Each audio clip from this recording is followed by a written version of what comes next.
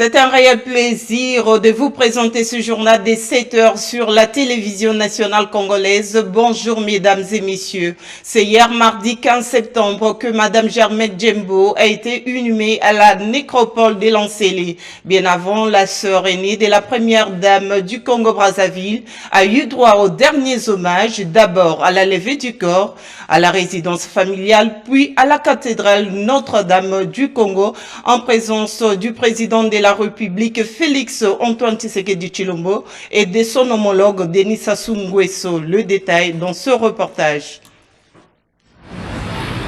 C'est à 8h30 ce mardi 15 septembre que le corps de Germaine Djembo Poto a été levé dans la grande intimité familiale à l'hôpital du cinquantenaire de Kinshasa.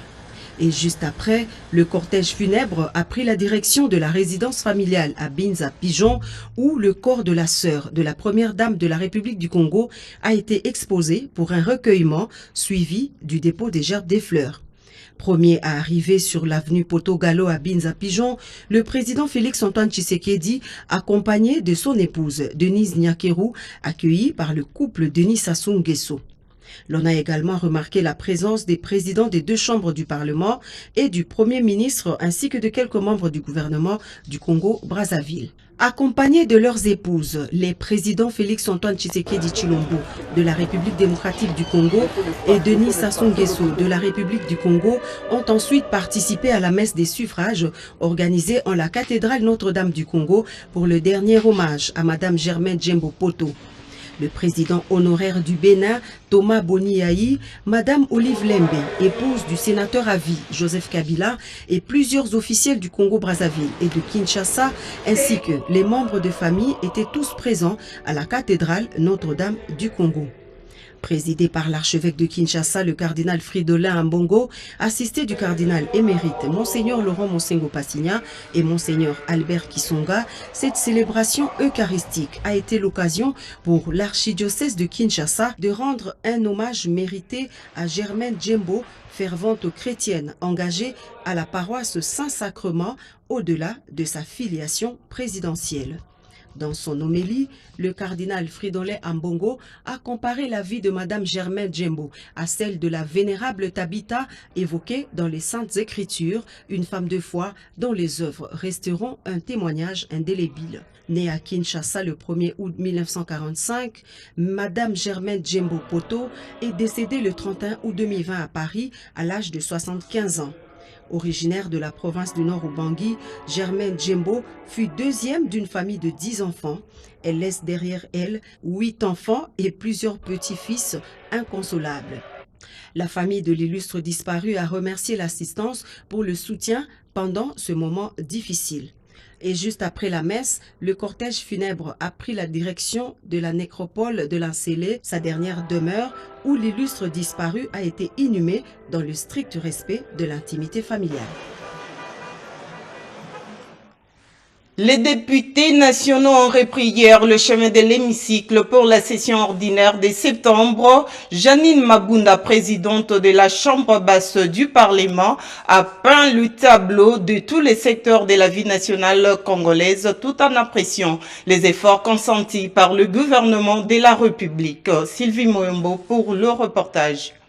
La session budgétaire de septembre 2020 s'est ouverte ce 15 en conformité avec la Constitution de la République. C'est la présidente du bureau de l'Assemblée nationale, comme de tradition, qui a déclaré ouverte la session au terme d'une allocution qui a jeté un regard panoramique sur le pays. Avant l'entrée en matière et à la faveur d'un moment de silence, le speaker de la Chambre basse du Parlement a honoré la mémoire de nos compatriotes morts lors des dernières violences à Beni, Irumu, Kamituga, Passissi, sans oublier les nombreuses autres victimes des diverses maladies et actes liés de près à la sécurité. Janine Mabunda Lioko s'est montrée intransigeante contre la montée du tribalisme dans nos cités et l'intolérance qui commence à battre leur plein. À titre d'illustration, elle a évoqué le cas du prix Nobel Denis Mukwege et le sien propre, qui est à tout prendre une insulte faite à la femme congolaise. Nous condamnons fermement ces pratiques d'un autre âge. Appelons le gouvernement à veiller à la sécurité de cet emblème de notre paix ce valeureux Congolais et à faire rappeler aux diplomates en République démocratique du Congo, quels qu'ils soient, les exigences de leur charge et le devoir de réserve qu'elles impliquent sur pied de la Convention de Vienne quant aux relations diplomatiques qui interdit toute ingérence dans les affaires intérieures de l'État accréditaire. Malheureusement, ces pratiques n'ont pas ciblé que notre prix Nobel. Votre humble serviteur est depuis aussi un certain temps la cible privilégiée de ces discours de haine qui touchent à la dignité de la femme congolaise, provenant d'officines bien identifiées, parfois en toute impunité, de certains protecteurs judiciaires et des responsables de ces structures. À travers moi, c'est toutes les femmes, vos filles, vos sœurs, vos amis que l'on atteint, mais c'est aussi l'institution que je préside et que l'on dévalue. La description de la situation sanitaire, sécuritaire et socio-économique très critique mettent les députés nationaux devant l'exigence de se ressaisir et de répondre aux besoins de la population. D'ailleurs, d'après les sondages qu'elle a réalisés au niveau de Kinshasa, tout démontre que la population a besoin du pain plutôt que de querelles politiciennes. Même si la session ordinaire de septembre est d'abord essentiellement budgétaire, rien n'empêche que les travaux en plénière ou en commission se chargent d'autres matières indispensables à la gestion du pays. Une autre ouverture hier, c'est celle de la session ordinaire du Sénat, une session essentiellement budgétaire. Dans son discours d'ouverture, le président du Sénat, Alexis Thambwe Mwamba, a passé au peigne fin la situation générale du pays. C'est un reportage de Berthe Mukongole et Jenny Dadachabani. La tradition a été respectée ce 15 septembre, jour de l'ouverture de la session ordinaire de septembre 2020 du Sénat par son président, l'honorable Alexis Thambwe Mwamba. Une cérémonie solennelle rehaussée de hautes des marques. Une première, c'est la présence du sénateur à vie Joseph Kabila Kabange, président honoraire de la République démocratique du Congo. Cette session est essentiellement budgétaire, a souligné le président du Sénat, Alexis Thambwe Mwamba. Elle intervient dans un climat marqué par la Covid-19, une pandémie qui a paralysé la vie socio-économique du pays. L'exercice budgétaire va intervenir dans une atmosphère de l'impact négatif de la Covid, marquée par la récession économique, la chute des réserves d'échange et la faible mobilisation des recettes fiscales et non fiscales. Les recettes moyennes réalisées par les régies financières sont de l'ordre de 400 milliards de francs congolais par mois, alors que les dépenses liées à la rémunération se situent autour de 410 milliards de francs congolais par mois. Face à ces tableaux sombres, les sénateurs et le gouvernement sont interpellés en ces termes. La session de septembre est essentiellement budgétaire. Aussi, inviterai-je à cet effet le gouvernement à déposer le projet du budget 2021 au bureau de l'Assemblée nationale, conformément aux prescrits constitutionnels, dès le début de la session en cours, afin de permettre au Sénat d'y apporter son savoir-faire. Pour le président du Sénat, l'effectivité de la caisse de péréquation sera une aubaine pour le développement des provinces. C'est ici pour moi l'occasion de revenir sur la Caisse nationale de péréquation, pour laquelle je vous promettais de commander une étude de faisabilité pour la création d'un système financier destiné à l'utilisation rationnelle et efficiente de ces fonds aux fins de développement des provinces.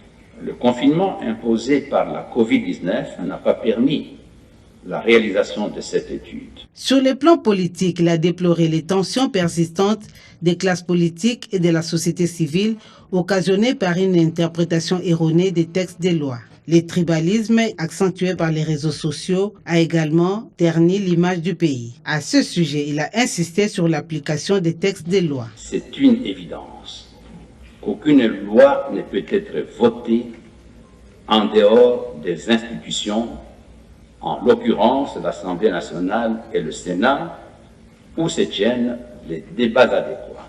Il s'ensuit que les textes doivent être appliqués en l'état aussi longtemps qu'ils n'ont pas été modifiés. Le président du Sénat s'est insurgé contre l'ingérence étrangère et l'incursion des troupes étrangères en République démocratique du Congo. Il a demandé aux pays amis le grand respect de la Convention de Vienne. Concernant la pandémie Covid-19, il a salué les efforts du gouvernement pour la maîtrise de la propagation. Il a invité à cet effet les sénateurs à sensibiliser la population au strict respect des mesures barrières, car le pays est déconfiné, mais la pandémie poursuit ses ravages. Sur ce, je déclare ouverte la session ordinaire de septembre 2020. Je vous remercie. À l'issue du discours d'ouverture de la session ordinaire de septembre, quelques sénateurs ont réagi au micro d'Hébert Mukongole. Le président a insisté sur une session apaisée et il a également insisté sur la nécessité de vivre ensemble, de laisser de côté la haine, le tribalisme et tous ces mots qui rongent notre société. Et aussi, il a insisté sur la caisse de péréquation, qui est important pour le développement intégral de la République. C'est vraiment un discours très équilibré. Il a recommandé l'implication de toutes les composantes de la nation à l'effet de trouver des solutions à ce problème, parce que c'est un problème essentiellement et, je peux dire, en priorité congolais. Et qu'en réalité, c'est de l'union de toutes les composantes de la nation que pourrait provenir la solution. J'ai suivi qu'il a un tout petit peu stigmatisé l'implication de certains courants extérieurs à notre pays et que cela devrait être découragé. Et de manière globale, je suis d'accord avec ces discours parce qu'il est novateur, parce qu'il est pacificateur, parce qu'il est placé au cœur des tempêtes politiques. Nous ouvrons une session purement budgétaire conformément à notre constitution. Je voudrais vraiment ici réitérer tout mon soutien à la présidente de l'Assemblée nationale, une dame qui exerce ses prérogatives avec beaucoup de dignité, avec beaucoup de compétences. Et je condamne fermement ces actes et j'en appelle au gouvernement. J'appelle le gouvernement et la justice à se saisir de cette affaire et à faire de manière à ce que ces auteurs répondent de leurs actes. La session que nous commençons, bien que ce soit une session budgétaire, ça doit être aussi une session éducationnelle. À tout moment, avant de vous comporter, de dire quoi que ce soit, vous devez vous poser la question de savoir ce que je fais, est-ce que ça correspond aux fonctions que la population m'a données. Elle interpelle ainsi le gouvernement pour mettre toutes les batteries en marche pour permettre à ce que notre population puisse, malgré cette pandémie, avoir de quoi se nourrir. Il faudrait que le gouvernement trouve des moyens pour encourager les agriculteurs pour que nous puissions survivre ou plutôt vaincre la crise alimentaire. Étant de la commission ECOFIN, nous avons du pain sur la planche parce que nous allons commencer avec déjà le collectif budgétaire. Nous passerons à la loi sur la reddition des comptes et finalement pour chuter le projet de loi des finances. Madame la Présidente a fait son discours, je pense qu'elle a mentionné tout cela dans son discours. Personnellement, j'ai été plus frappé par cette volonté qui a à quitter le budget, la considération du budget dans des calculs mathématiques, atterrir vers un budget qui change effectivement la vie du Congolais. Il faudrait que cette maman qui vit dans l'arrière-pays sente qu'il y a un budget réaliste qui gère au fait qu'il change sa vie. Nous sommes députés nationaux. Chacun de nous a été élu. Moi en particulier à Lukunga et au Kanluka pour voter des lois qui vont changer le vécu quotidien du peuple congolais. Nous demandons la paix pour bien faire ce travail. La population congolaise a exprimé ses attentes par rapport à la session budgétaire de septembre, un budget qui devrait être revu à la hausse et refléter les besoins réels de la population. Propos recueillis par Jean-René Kabamba dans un commentaire d'Oscar Mbalkaïj. Une session essentiellement budgétaire, mais avec beaucoup d'enjeux au regard de la situation politique de l'heure en RDC. Les Congolais, à travers cet échantillon, ont formulé quelques attentes. Spécifiquement budgétaire, on attend que les députés, ceux qui prétendent représenter la population, puisse travailler pour l'intérêt de la population. La population entend de voter les budgets pour l'exercice budgétaire de l'an 2020-2021.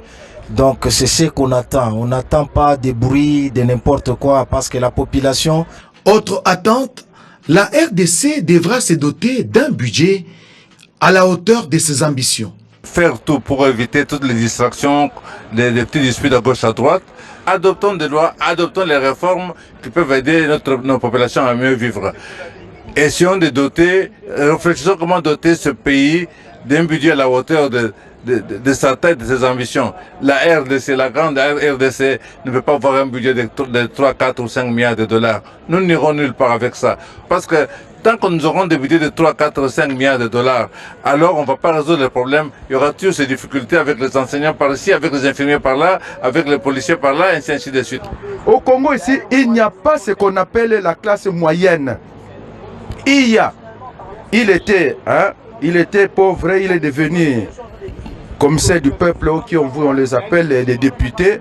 Alors ils changent de classe directement. La classe moyenne n'existe pas. Personne arrive à construire des maisons qui dépassent même les budgets, qui dépassent même 10 milliards, 20 milliards. Et on dit les budgets de ces pays sont pas votés 4 milliards.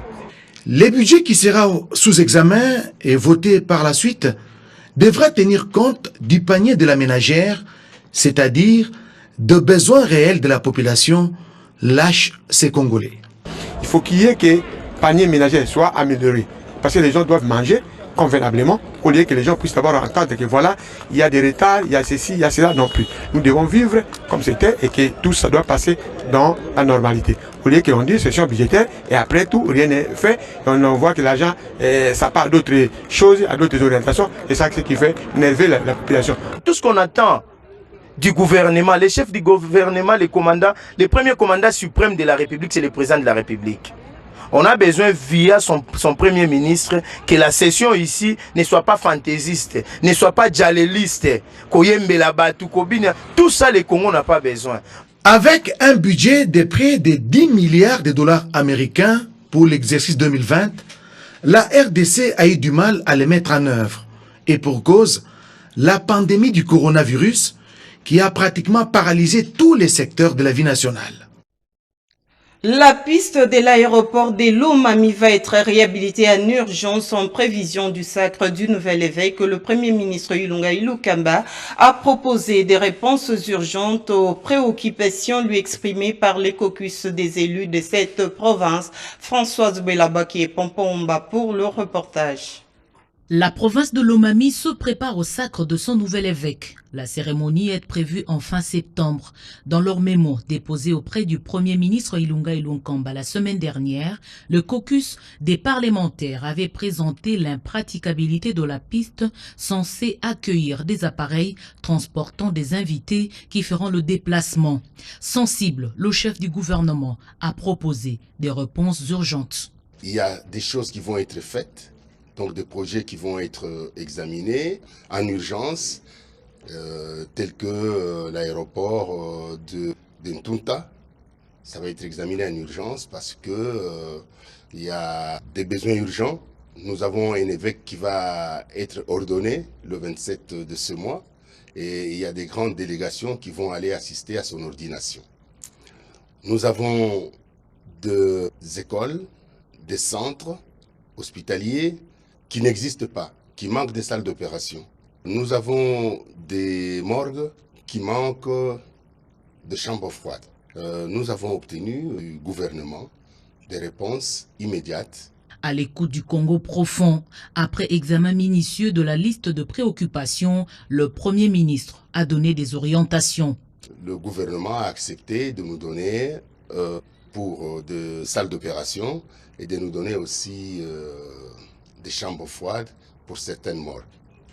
Et de plus, le Premier ministre a autorisé que les députés continuent à travailler en paritaire avec les ministres pour effectuer un suivi de toutes les demandes que nous avons données et auxquelles on a donné une réponse positive. Nous sommes venus récolter les réponses aux préoccupations exprimées au gouvernement de la République. Les hôtes du profil Ilunkamba sont répartis satisfaits. Contrairement à la rumeur qui circule faisant état à la non-participation du président de l'Ouganda au mini-sommet, Yoweri Museveni confirme sa participation aux assises de Goma au Nord Kivu. L'ambassadeur de l'Ouganda à RDC l'a dit hier mardi à la ministre d'État en charge des Affaires étrangères, Marie Ntumbanzinza. Suivez ce reportage de Gina Wabiwa. L'Ouganda confirme la participation de son président de la République, Yoweri Museveni, au mini-sommet de Goma qui se tiendra dans la même ville au Nord Kivu ce dimanche 20 septembre. Son ambassadeur plénipotentiaire en RDC, James Mbaimba, a échangé ce mardi 15 septembre avec la ministre d'État en charge des Affaires étrangères, Marie Ntumbanzinza, sur ce sommet dont le chef d'État de pays voisins vont plancher sur différents sujets d'intérêt commun et aussi des sujets qui revêtent un intérêt pour toute la région, à savoir la sécurité. Le diplomate ougandais a rassuré quant à la présence d'une équipe d'experts à Goma. We were part of the organization and we shall be there. Tout à fait, l'Ouganda prend part aux travaux préparatoires.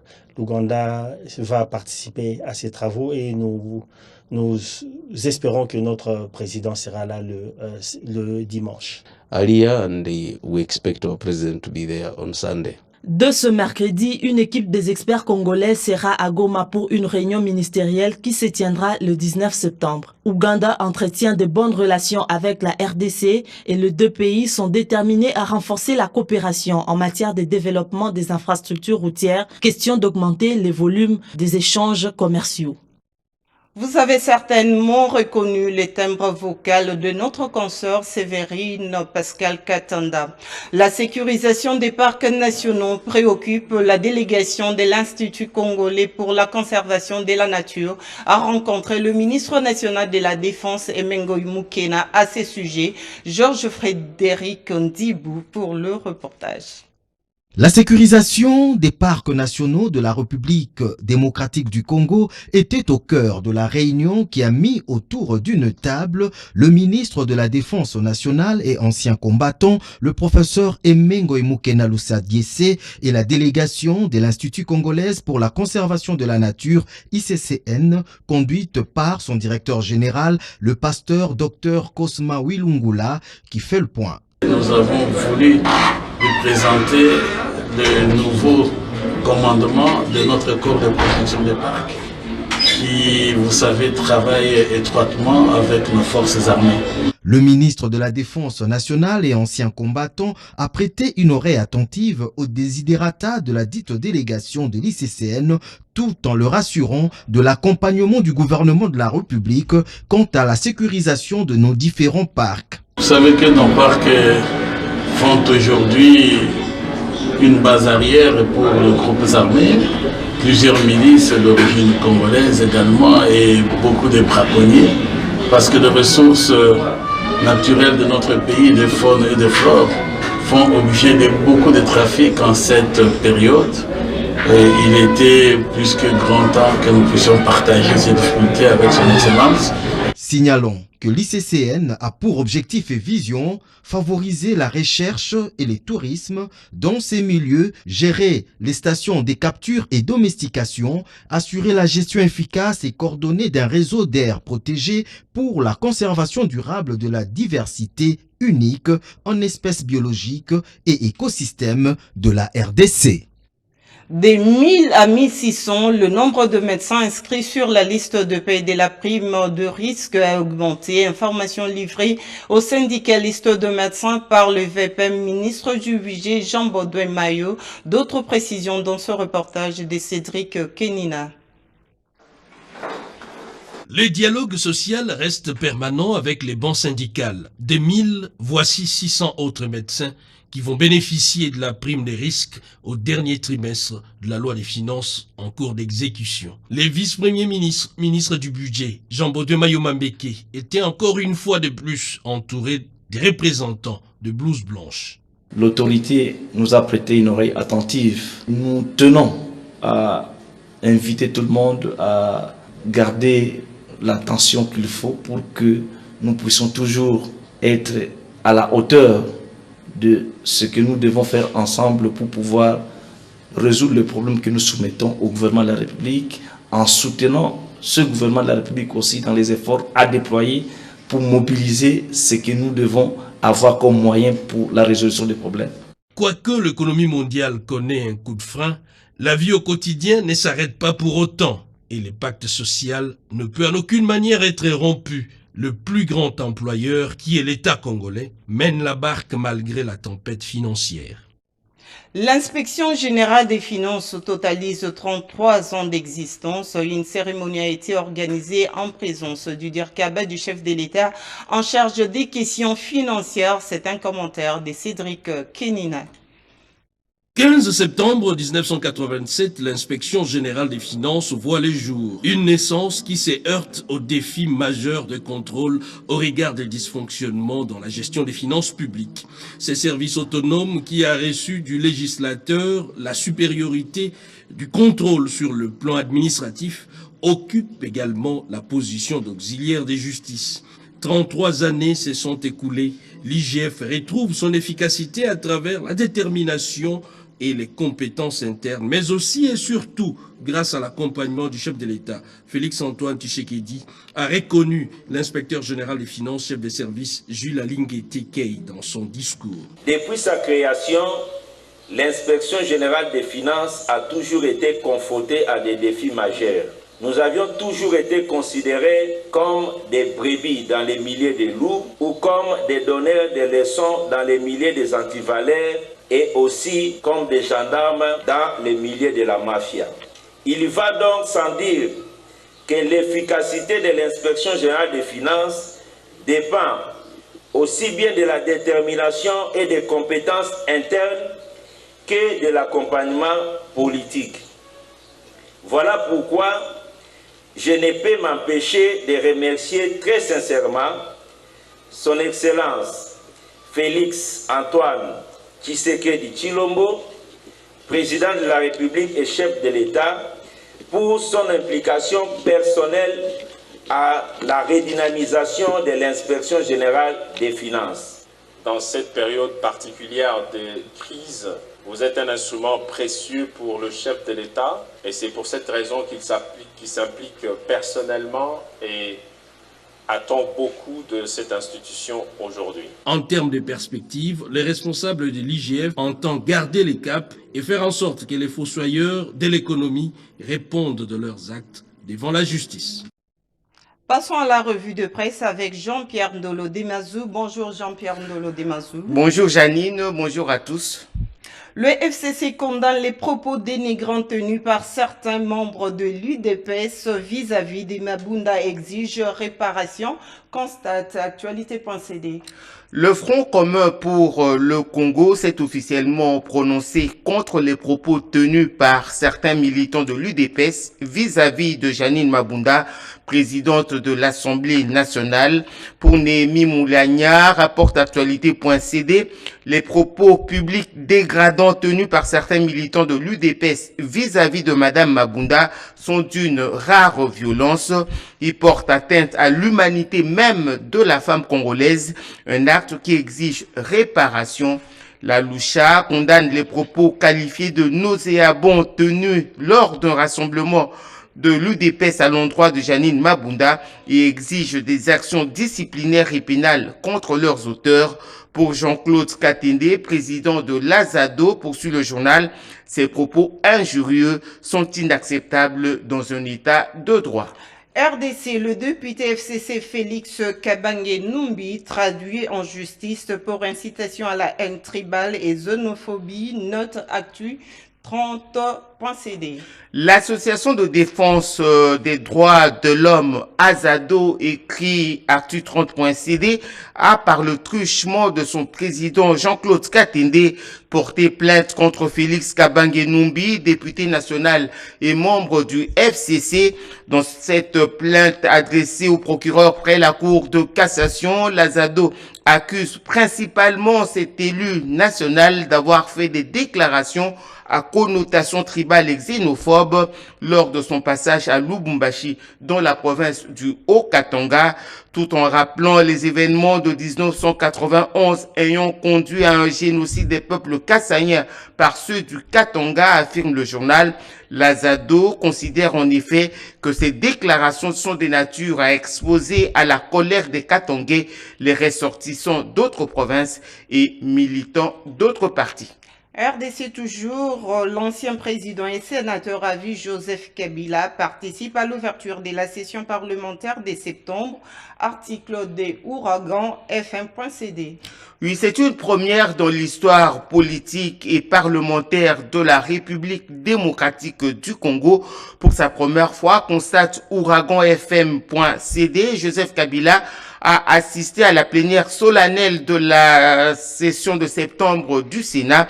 À la surprise de tous, le président de la République honoraire a effectué son entrée à l'hémicycle peu avant le speaker de la Chambre haute du Parlement.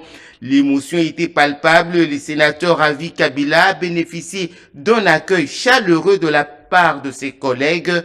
Les applaudissements frénétiques et les cris de joie ont résumé lors de la procession d'entrée de l'autorité morale du FCC.